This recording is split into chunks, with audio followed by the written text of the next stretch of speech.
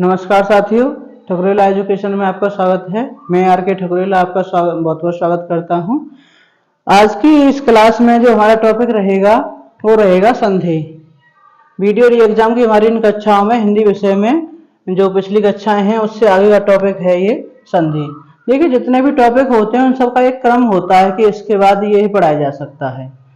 तो पहले पढ़ लेते हैं, जान लेते हैं। देखो, इसमें कई सारे डाउट होते हैं संधि में, और आज इस की क्लास के माध्यम से आपको सारे डाउट क्लियर करवाने जा रहा हूं मैं। आपका काम क्या रहेगा, एक तो आप पहली बार आए हैं तो चैनल को सब्सक्राइब कर लेंगे, बेल आइकन को प्रेस कर लेंगे जिससे कि नोटिफिकेशन सबसे पहले आपके पास पहुंचे। दोस्तों के साथ शेयर भी जरूर करेंगे, और सबसे इम्पोर्टेंट बात यह है कि आप हमें कमेंट बॉक्स में जरूर बताएंगे आपको क्लास कैसी लगी। इससे हमें मोटिवेशन मिलता है, आगे प्रेरणा मिलती है और मेहनत करने के लिए। ठीक है, तो चलिए शुरू करते हैं। आज का टॉपिक है हमारा संधि। संधि क्या होता है कि दो या दो से अधिक ध्वनियों या वर्णों के मेल से जो विकार उत्पन्न होता है उसे कहते हैं संधि। अब यहाँ पे दो शब्द प्रयोग हुए हैं, ध्यान देने वाली बात है। एक शब्द प्रयोग हुआ है ध्वनि और दूसरा शब्द प्रयोग हुआ है वर्ण। क्या ये एक ही बात है या अलग अलग है दोनों? देखिए, ध्वनि और वर्ण आपने पढ़ा है कि भाषा की सबसे छोटी इकाई होती है ध्वनि। भाषा की सबसे छोटी इकाई क्या होती है? ध्वनि। और ध्वनि को ही क्या कहते हैं? वर्ण। वर्णमाला में आप ये पढ़ चुके हैं, अगर नहीं पढ़ा है तो पीछे प्लेलिस्ट में जाकर के आप पहले वो क्लास देख सकते हैं। ध्वनि को ही क्या कहते हैं? वर्ण। इनमें थोड़ा सा अंतर है बस। ध्वनि जो होती है वो मौखिक होती है और जो वर्ण होता है वो लिखित होता है दोनों ही भाषा की सबसे छोटी इकाई, लेकिन ध्वनि मौखिक है और वर्ण जो है वो लिखित है। ये अंतर होता है। बात करते हैं संधियों के प्रकार की। तो ये संधि जो होती हैं वो तीन प्रकार की होती हैं। अक्सर ये देखा गया है पेपरों में कि बच्चे जो करके आते हैं वो 5 प्रकार करके आते हैं। अब वो 5 प्रकार क्यों करते हैं ये आप जानेंगे। पहले ये जान लेते हैं कि ये 3 प्रकार कौन कौन से हैं। तो संधि के जो 3 प्रकार हैं वो पहला है स्वर संधि, दूसरा है व्यंजन संधि, और तीसरा जो प्रकार है इसका वो है विसर्ग संधि। अब इसमें ये जो तीनों प्रकार हैं इन्हें एक एक करके पढ़ेंगे। तो सबसे पहला जो प्रकार है इसका वो है स्वर संधि। देखिए, आधी से ज्यादा परिभाषा तो उसके नाम में छिपी रहती है। स्वर संधि, जैसा कि इसके नाम से पता चल रहा है कि यहाँ पे स्वरों की बात की जाएगी। क्या होता है ये कि दो स्वरों के मेल से जो विकार उत्पन्न होता है उसे कहते हैं स्वर संधि। इसकी डेफिनेशन लिख सकते हैं, दो स्वरों के मेल से उत्पन्न होने वाले विकार को।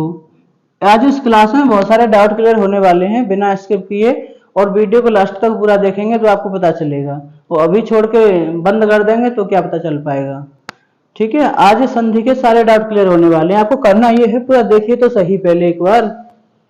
दो स्वरों के मेल से उत्पन्न होने वाले विकार को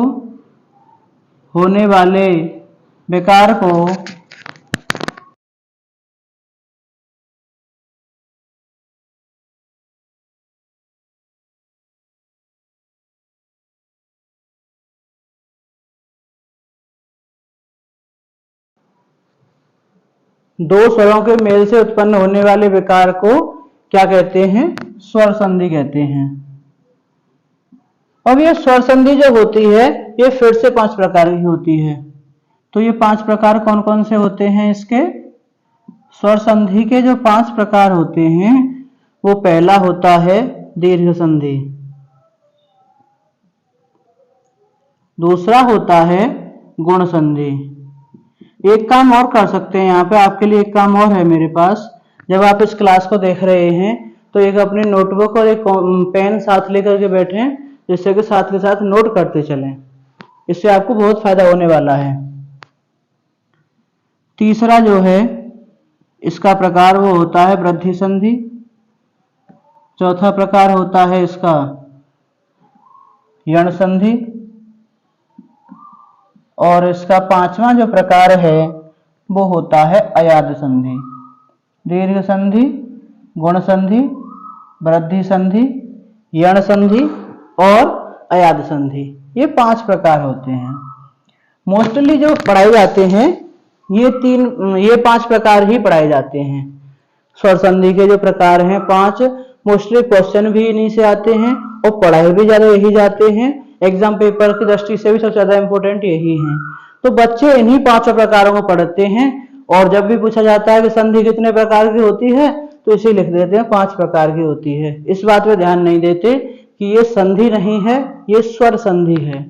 ठीक है, संधि के प्रकार कितने हैं? 3, और स्वर संधि के कितने हैं? 5।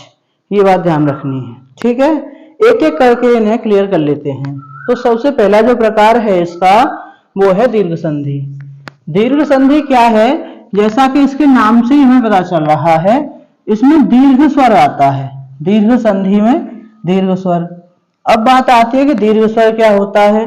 तो वर्णमाला में आपने पढ़ा है कि ह्रस्व स्वर और दीर्घ स्वर क्या होते हैं। अगर आपने नहीं पढ़ा है तो पीछे की क्लासों में जाके प्लेलिस्ट में एक बार देखेंगे, और यहाँ पे मैं आपको बता देता हूँ। ह्रस्व स्वर क्या होता है? अ, ई, उ और ऋषि, इन्हें कहते हैं ह्रस्व स्वर। दूसरा होता है दीर्घ स्वर। दीर्घ स्वर होते हैं आ, ई, उ, ए, ऐ और ओ, औ। इन्हें क्या कहते हैं? हम दीर्घ स्वर कहते हैं। तो यहाँ पे क्या होता है दीर्घ संधि में कि दीर्घ स्वर बनता है। मेल ह्रस्व का और दीर्घ का होगा और बनेगा दीर्घ। पहले ह्रस्व या दीर्घ आए या पहले दीर्घ आए फिर ह्रस्व आए, उससे कोई भी फर्क यहाँ पर नहीं पड़ने वाला है। एक एक करके सारे डाउट आज क्लियर होने वाले हैं आपके। तो चलिए पहले देखते हैं। तो दीर्घ संधि क्या होती है? दो समान, यानी दोनों समान हो, ह्रस्व या दीर्घ, दो समान ह्रस्व या दीर्घ स्वरों के मेल से, दीर्घ स्वरों के मिलने पर समान स्वर दीर्घ हो जाता है। समान स्वर कैसा हो जाता है? ये दीर्घ हो जाता है। जैसा कि इसके नाम से पता चल रहा है दीर्घ संधि है, ये दीर्घ हो जाता है। अब इसमें क्या होता है एक एक करके इसके बारे में जानते हैं। सबसे पहले हम देखेंगे हम कि इसमें जो है जैसे पहला है अ और दूसरा भी है अ, तो दोनों के मेल से दीर्घ क्या हो जाएगा? आ। दोनों ही समान हैं, अ और अ। इसका कोई एग्जाम्पल ले सकते हैं, जैसे कि पहला जिसमें पहले वर्ण शब्द में अ आए पीछे और दूसरे शब्द में पहले अ आए। जैसे कि हम लिखेंगे भाव प्लस अर्थ। अब इसमें कोई विद्यार्थी कहे कि यहाँ पे तो व आ रहा है, अ तो नहीं है इसमें। तो भाई जो व्यंजन होते हैं वो स्वरों की सहायता से बोले जाते हैं, और हर एक व्यंजन में अ छिपा रहता है। जैसे क, तो अ की ध्वनि आ रही है पीछे। ऐसे यहाँ पे भाव, तो वो इसमें अ आ रहा है। तो इसका जब हम विच्छेद करेंगे तो ऐसे लिखेंगे भाव प्लस अ और प्लस ये। अब ये दोनों अ और अ मिलकर के ये हो जाता है आ। बाकी सब ऐसे लिख देंगे। जब ये आ जो है व के साथ मिलेगा तो क्या बन जाएगा? ये भावार्थ। तो इसलिए भाव प्लस अर्थ इक्वल टू हो जाता है भावार्थ। तो आगे के जो हमारे एग्जाम्पल्स हैं उनमें हम ऐसे डायरेक्ट ही लिखने वाले हैं, ये सब नहीं लिखेंगे। पहले अ और बाद में भी अ आए तो आ हो जाता है, और पहले अ और बाद में आ आए तो भी तो आ हो जाता है। ठीक है ना? पहले अ और बाद में आ आए तभी तो आ हो जाता है। इसका एग्जांपल ले सकते हैं, जैसे कि पुस्तक, इसमें अ आ रहा है क में प्लस आलय, यहाँ पे आ रहा है तो क्या हो जाएगा ये पुस्तकालय। इसे तोड़ करके लिखना चाहें तो ऐसे लिख सकते हैं इसकी तरह। अब पहले आ रहा है और पीछे आ रहा है। याद रहे ये समान ही स्वर हैं, अलग अलग नहीं हैं। अ ह्रस्व है और आ दीर्घ है, स्वर एक ही है, ये समान स्वर बोले जाएंगे, ये अलग अलग स्वर नहीं बोले जा सकते। आ और अ तो ये भी हो जाएगा आ। ऐसा कोई एग्जांपल ले सकते हैं जैसे कि युवा, इसमें आ रहा है यहां पर प्लस अवस्था, यहां पे आ रहा है तो क्या हो जाएगा दोनों के मेल से युवावस्था। ठीक है। और ऐसे आए कि आ यहां पे आए और आ ही यहां पे आए तो भी आ होगा। ऐसा कोई एग्जांपल जैसे कि विद्या प्लस आलय इक्वल टू विद्यालय। ठीक है, ये बात हुई अ की। अब ई को देखते हैं। इसी प्रकार से अगर ई हो इसके साथ ई आए तो ई हो जाएगा। ये कैसे, इसके एग्जांपल लेंगे। कवे तो वह में ई आ रही है इसमें प्लस इंद्र, यहाँ पे भी ई आ रही है, दोनों ई मिलकर के क्या हो जाएंगे बड़ी ई, तो क्या लिखेंगे इसे कवींद्र। ठीक है, सारे एग्जांपल देने वाला हूं मैं आज आपको, इसके बस देखना है आपको, साथ के साथ नोट भी करते चलेंगे नोटबुक लेकर के। अगर छोटी ई और बड़ी ई मिल जाए तो इन दोनों के मेल से भी तो बड़ी ई हो जाता है। ऐसा कोई एग्जांपल? हाँ बिल्कुल है, गिर प्लस ईस। तो देखो यहां से छोटी ई और यहां से बड़ी ई, तो क्या हो जाएगा दोनों के मिलने से बड़ी ई, और ये शब्द क्या हो जाएगा गिरीश। ठीक है, आगे और इसमें अगर पहले बड़ी ई आए और बाद में आए छोटी ई, पहले बड़ी ई और फिर छोटी ई, तो भी हो जाएगा बड़ी ई।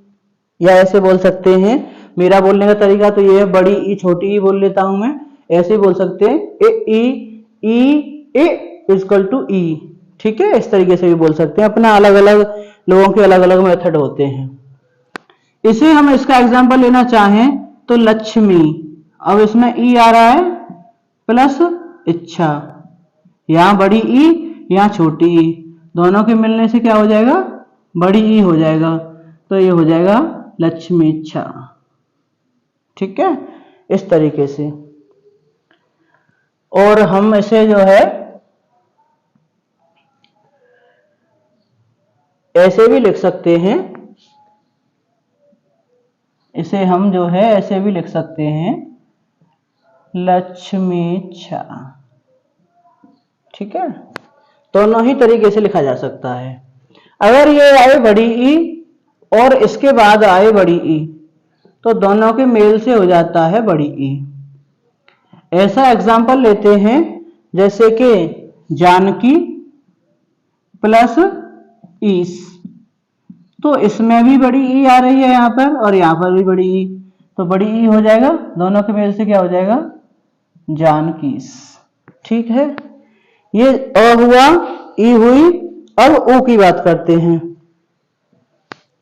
छोटा ऊ प्लस छोटा ऊ, तो मिलने से क्या हो जाएगा बड़ा ऊ। छोटा ऊ प्लस बड़ा ऊ, इससे भी हो जाएगा बड़ा ऊ। बड़ा ऊ प्लस छोटा ऊ, इससे भी हो जाएगा बड़ा ऊ।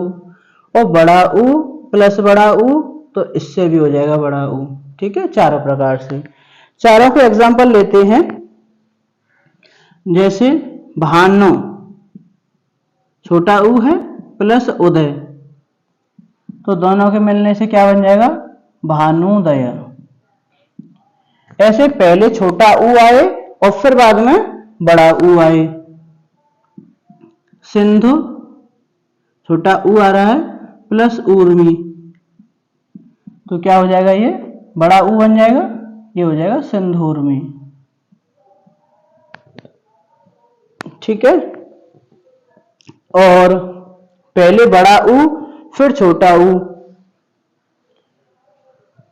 तो ये हो जाएगा वधू, इसमें बड़ा ऊ आ रहा है, प्लस उत्सव, इसमें छोटा ऊ, देखो यहाँ पे बड़ा ऊ यहाँ पे छोटा ऊ, तो दोनों के मिलने से क्या हो जाएगा बड़ा ऊ, तो ये क्या हो जाएगा मिला करके जब लिखेंगे इसे तो वधूत्सव। ठीक है।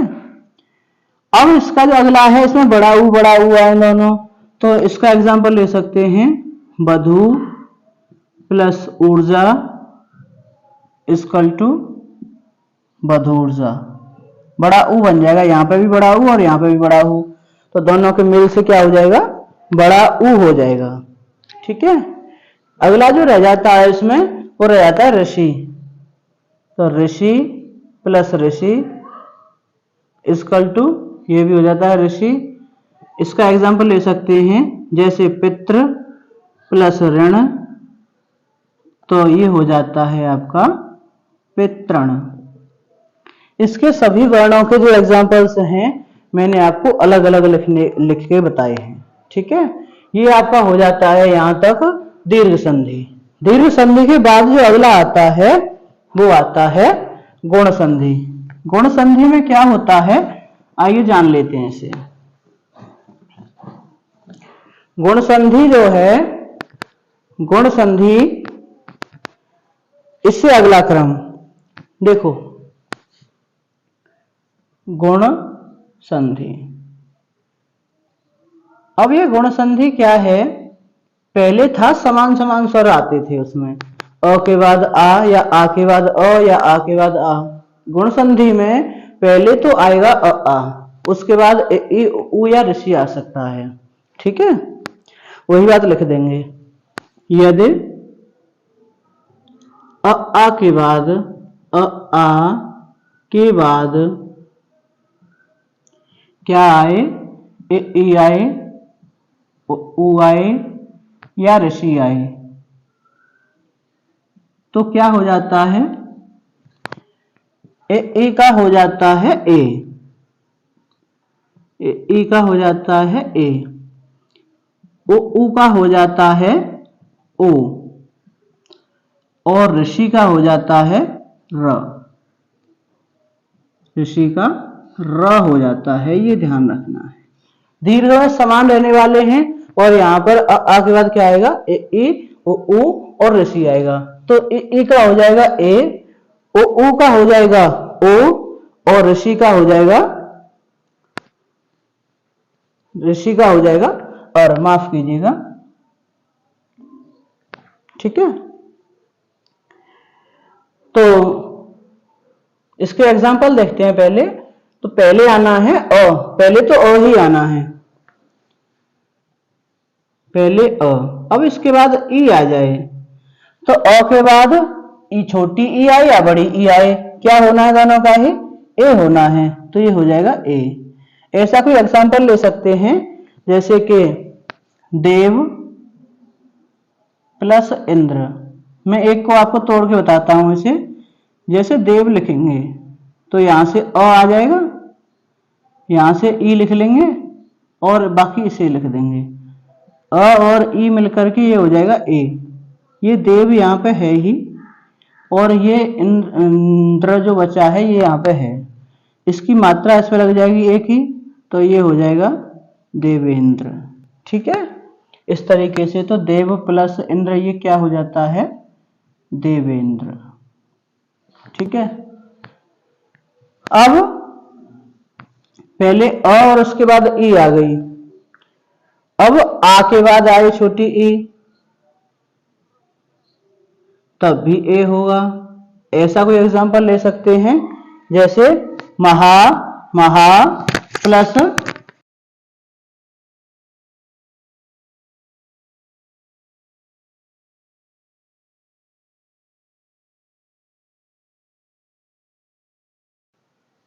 अब अगला जो आएगा ये तो अ के बाद ई आ गया, ए छोटी ई, और आ के बाद छोटी ई आ गया, तो ऐसा भी तो हो सकता है कि अ के बाद बड़ी ई आए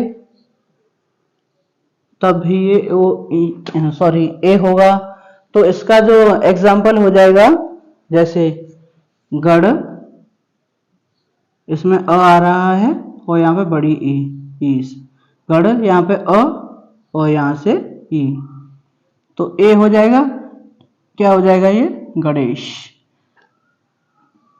आगे अगर ऐसा हो सकता है कि पहले आ आए और फिर बड़ी ई आए, तो इन दोनों के मिलने से भी ए होगा। ऐसा कोई एग्जाम्पल लेंगे, जैसे महा, इसमें आ रहा है प्लस ईस, तो दोनों के मिलने से क्या हो जाएगा, महेश हो जाएगा। ठीक है भाई साहब, ये चारों हो जाते हैं, इसके आ के बाद ई आए तो इसके चार बनते हैं ये। ऐसे ही आ के बाद उ आए तो चारों लिखेंगे इसके, अ के बाद छोटा उ आए तो हो जाएगा ओ। एग्जाम्पल लिखेंगे इसके,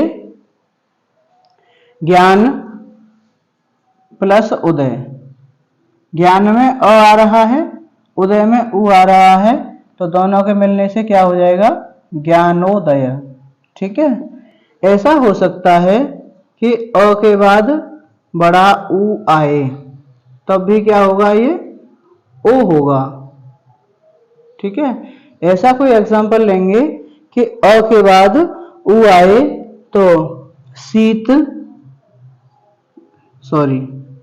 शीत प्लस ऊष्म, पेट चीड़ सा बनेगा यहाँ पर, तो यहाँ पे अ और यहाँ पे उ मिलने से क्या हो जाएगा, ओ, तो हम इसे क्या लिख सकते हैं, शीतोष्म। ठीक है, अब अगला ये हो सकता है पॉसिबिलिटी यहाँ पर कि पहले आ आए फिर उसके बाद छोटा उ आए, तब भी क्या हुआ, ये ओ। तो ऐसा कोई एग्जाम्पल लेंगे, महा प्लस उदय, यहाँ पे आ रहा है बड़ा और यहाँ पे उ आ रहा है, तो आ और उ मिलकर क्या हो जाएगा, उ, तो इसे हम लिख सकते हैं महोदय। कैसे होगा मैंने आपको ब्रेक करके बताया ये पहले। और आ के बाद फिर उ आए तो ये भी हो जाएगा ओ। और ऐसा एग्जाम्पल लेंगे, गंगा, यहाँ पे आ रहा है प्लस उर्मी, तो ये हो जाएगा ओ हो जाएगा, इसे बोलेंगे गंगोर्मी। उर्मी मीन्स क्या होता है, जल, तो गंगा प्लस उर्मी क्या हो जाएगा, गंगोर्मी। ठीक है, अब इसका ऋषि और रह जाता है, ऋषि का क्या हो जाता है, अर, किसके बाद आए, आ के बाद आए ऋषि। कैसे लिखेंगे इसे, देखिए,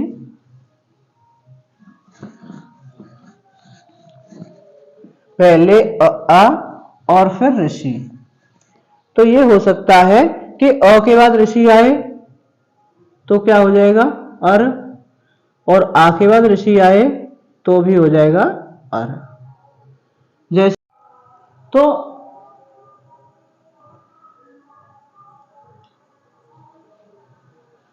अ और ऋषि के मिलने से भी अर हो जाता है और आ और ऋषि के मिल से भी अर हो जाता है।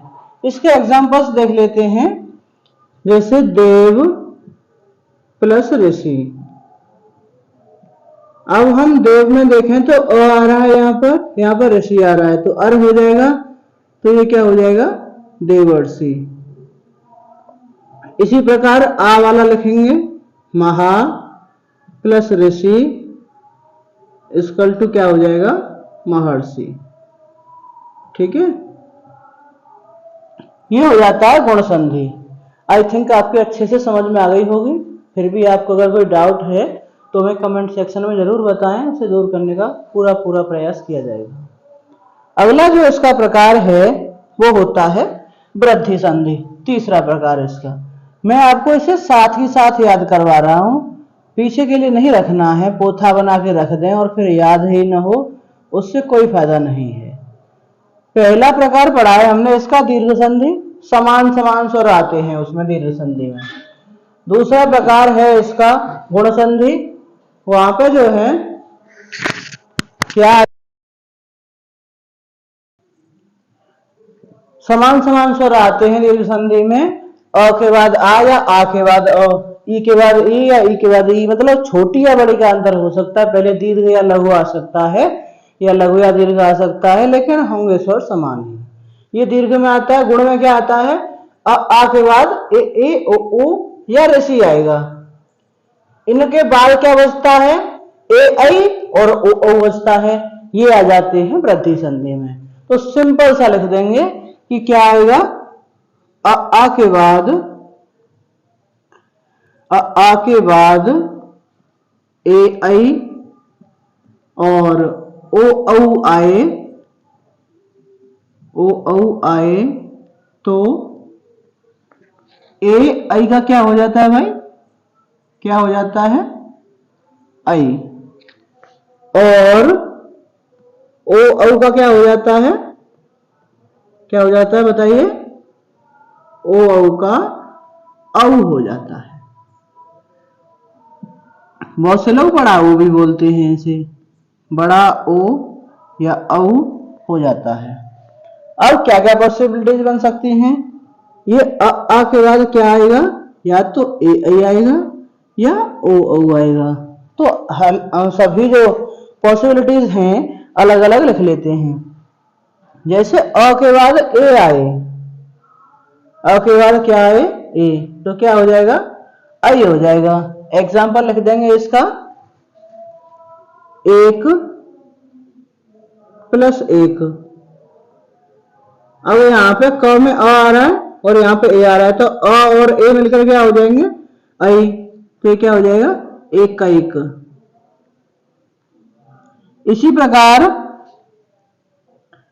अ के बाद और आई आए तो भी आई होगा, और इसका एग्जाम्पल क्या हो जाएगा,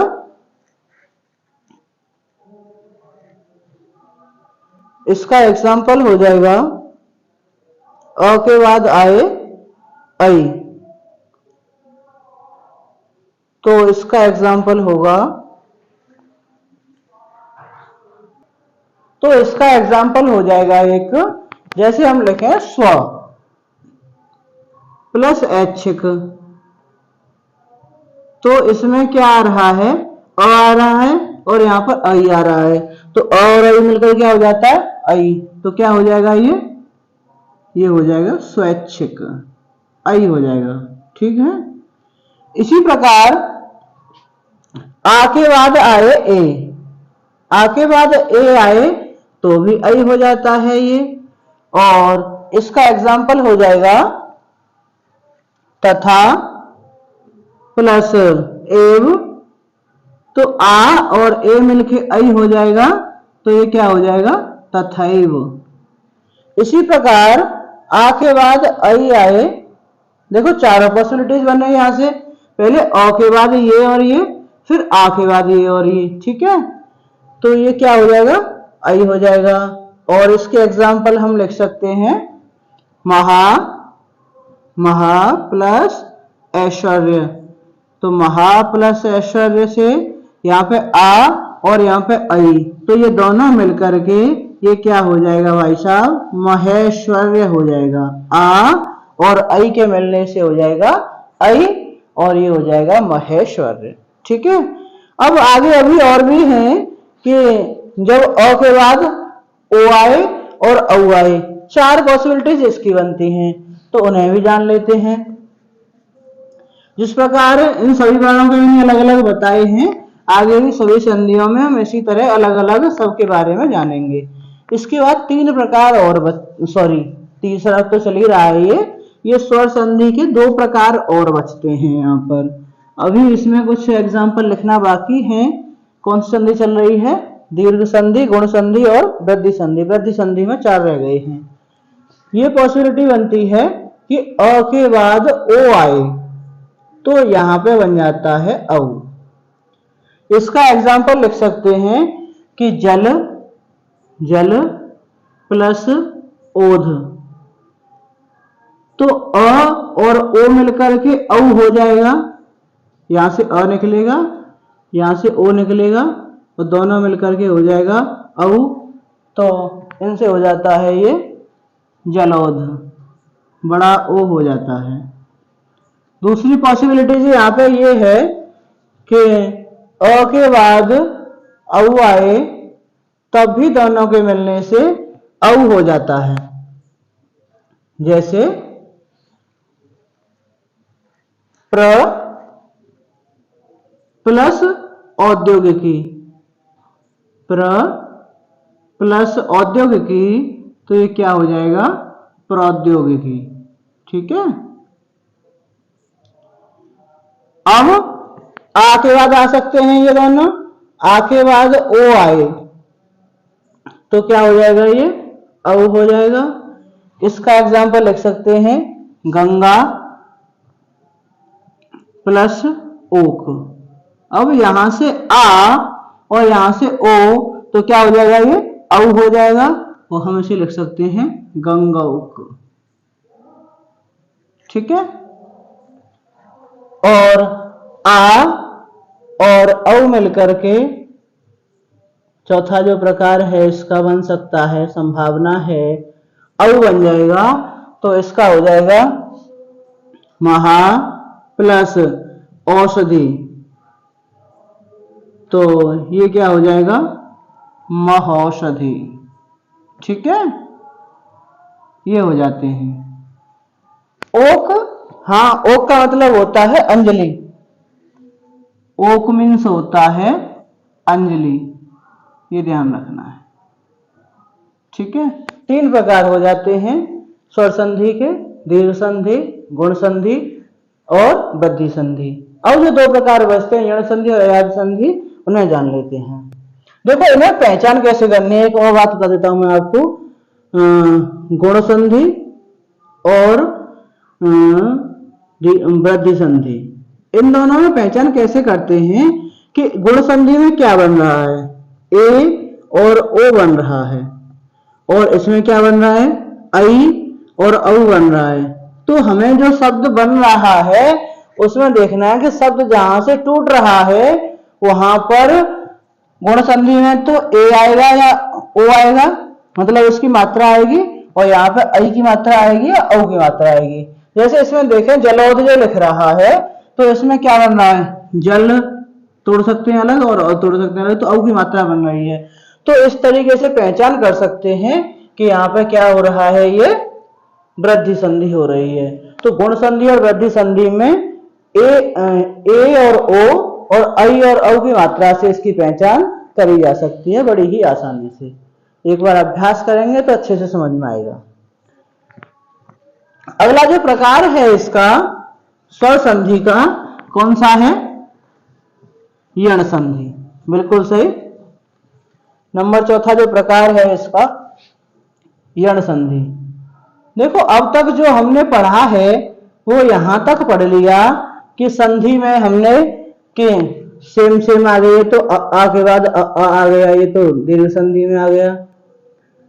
आ के बाद ई ओ उ और ऋषि आ गए, ये आ गया गुण संधि। और आ के बाद ए आई और ओ औ आ गया, ये हो गई है आपकी वृद्धि संधि।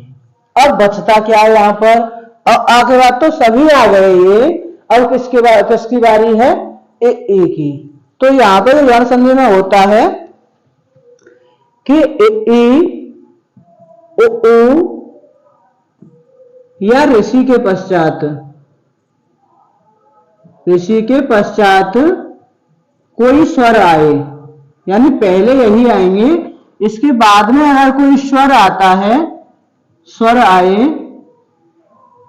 तो क्या होगा कि ए का हो जाता है य, ए का क्या हो जाता है? य। उ का हो जाता है व, और ऋषि का हो जाता है र। ठीक है, ये 3 परिवर्तन इसमें होते हैं। और याद रखने के लिए अभी से बता दो याद संधि में क्या आएगा। देखो यहाँ पे ए ओ और ऋषि आ रहा है, अब बचता क्या है? ए आई और ओ औ बचता है, वो आ जाएगा अयाद संधि में। तो इस तरीके से जो 5 स्वर संधि हैं बड़ी आसानी के साथ आप याद रख सकते हैं।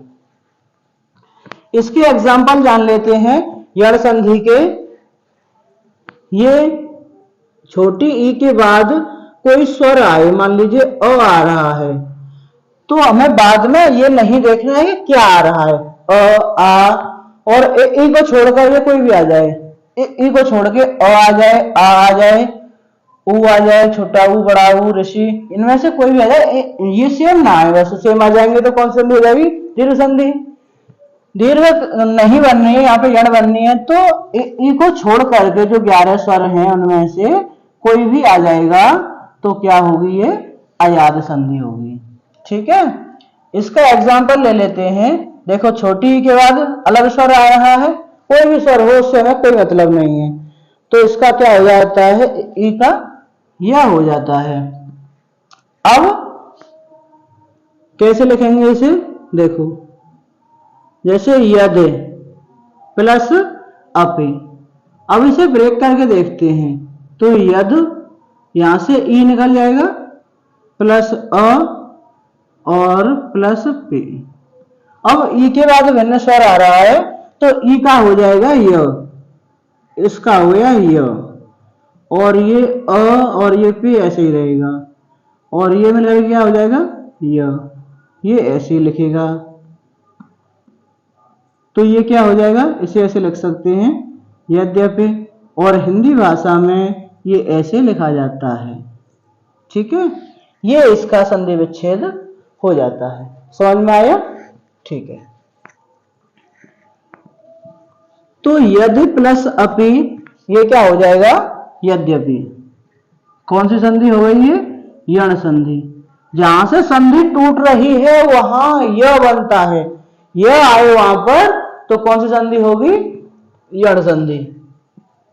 दूसरा, बड़ी के पश्चात कोई भिन्न स्वर आए, मैं ये मान लेता हूं कि ऊ आ रहा है, तो बड़ी के बाद ऊ आएगा तो ऊ का कुछ नहीं होगा, लेकिन ई का क्या हो जाएगा, इसका यह हो जाएगा। जब इसका यह हो जाएगा तो ये क्या बन जाएगा, यहां पर यह और ऊ मिलकर के यू हो जाएगा। जैसे नदी प्लस उर्मी, यहां से बड़ी ई आ रही है और यहां से बड़ा ऊ आ रहा है। यहां क्या आ रहा हो कोई मैंने नहीं रखता, मैंने ये रखता है कि यहाँ पे बड़ी ई आ रहा है और उसके अलावा कोई भिन्न स्वर आ रहा है, जो भी हो हमें इसकी परवाह नहीं करनी, परवाह इसकी करनी है कि यहाँ पे बड़ी ई आ रहा है, इसके बाद जो भी आ रहा है वी डोंट केयर। तो यहाँ पे क्या हो जाएगा, इसका यू हो जाएगा, तो हम इसे ऐसे लिख सकते हैं नद्यूर्मी।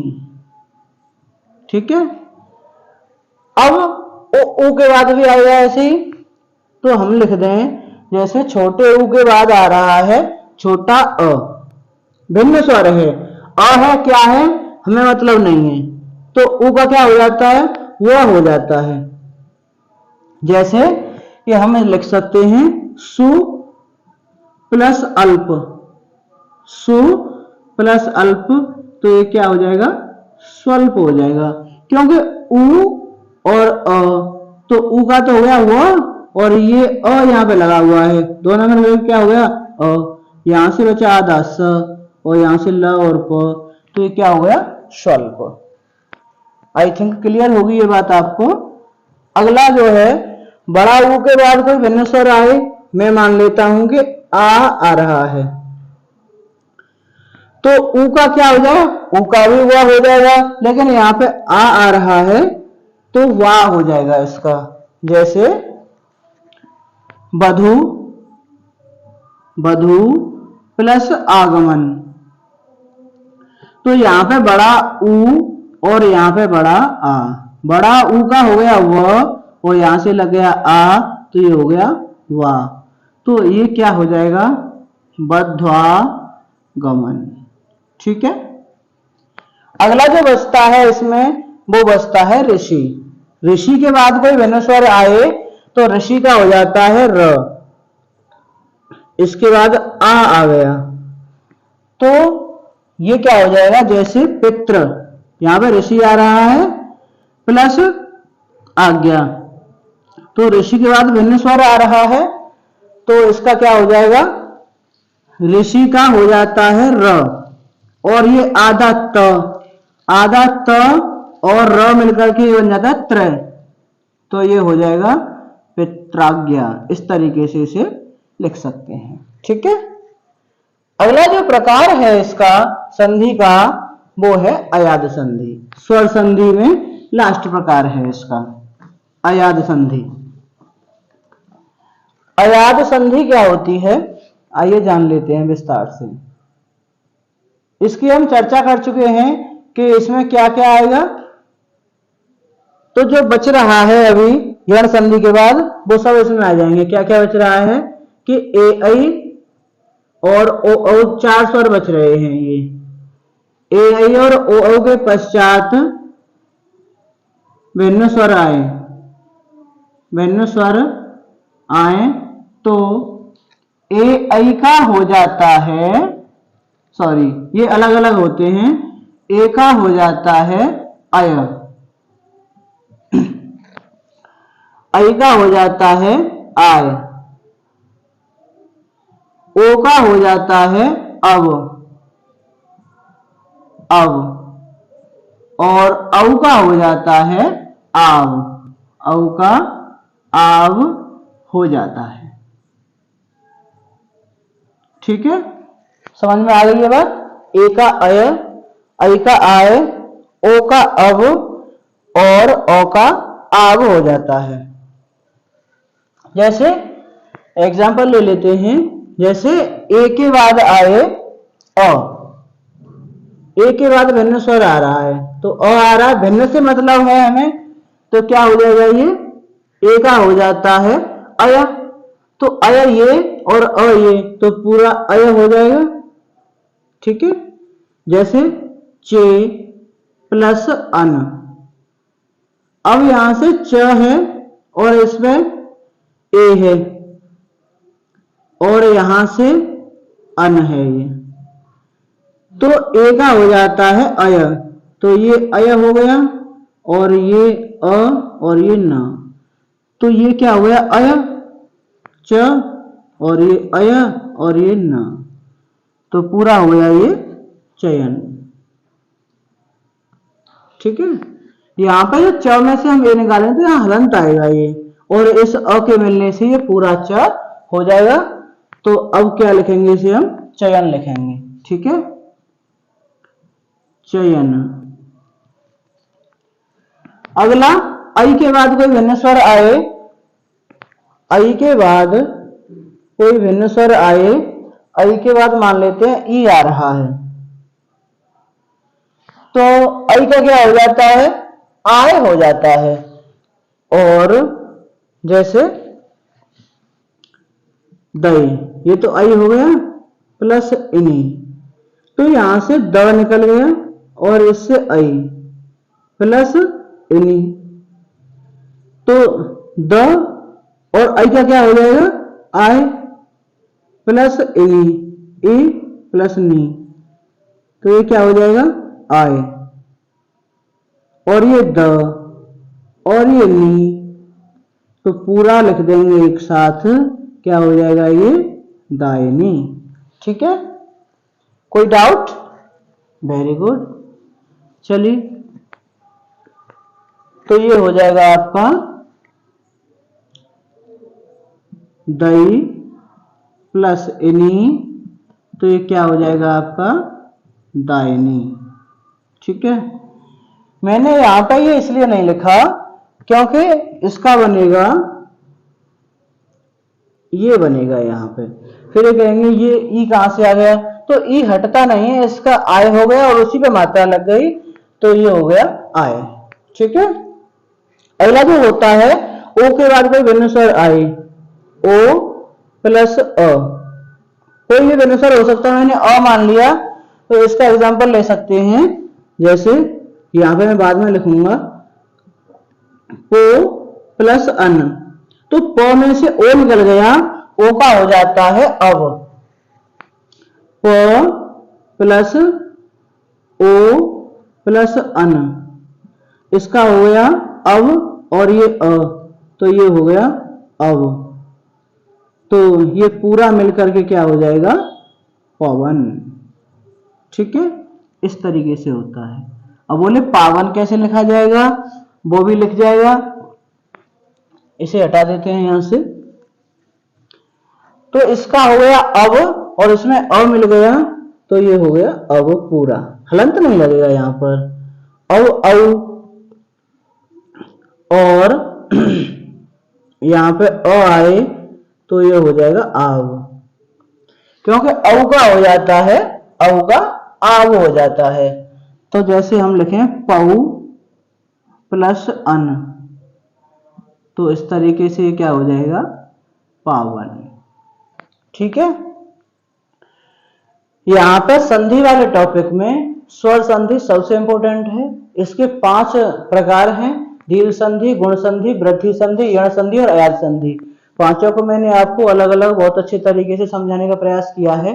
फिर भी अगर कोई त्रुटि आपको दिखाई देती है तो हमें सजेशन जरूर दें, कमेंट बॉक्स में जरूर बताएं। अच्छी लगे क्लास तो भी हमें बताएं, इससे मोटिवेशन मिलता है।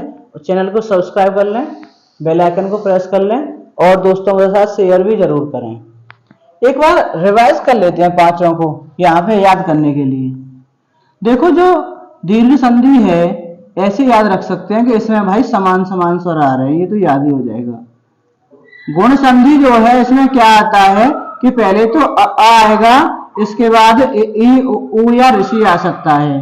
जो गुण संधि के बाद है वृद्धि संधि, वृद्धि संधि में क्या आएगा कि आ तो आएगा ही आपका, यहां से जो बच जाएगा वो यहाँ पे आ जाएगा, इसके बाद ए ऐ और ओ औ आ जाएगा।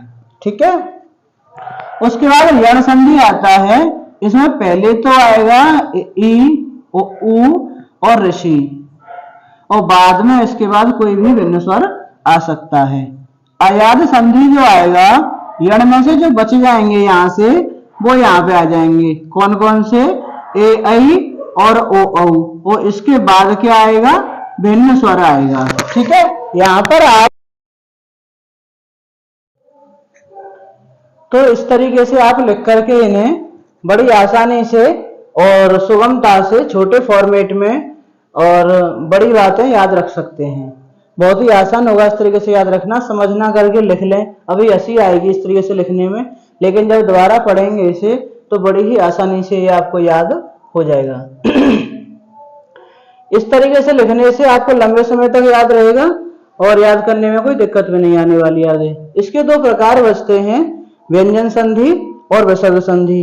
इन्हें हम जो है अगली क्लास में डिस्कस करने वाले हैं। आज की इस क्लास में यहीं तक पढ़ाया जाएगा आपको। और एक काम करना है, आपको चैनल को सब्सक्राइब कर लेना है, बेल आइकन को प्रेस करना है और दोस्तों के साथ शेयर तो खूब करना है। ठीक है। आज के लिए बस इतना ही। धन्यवाद।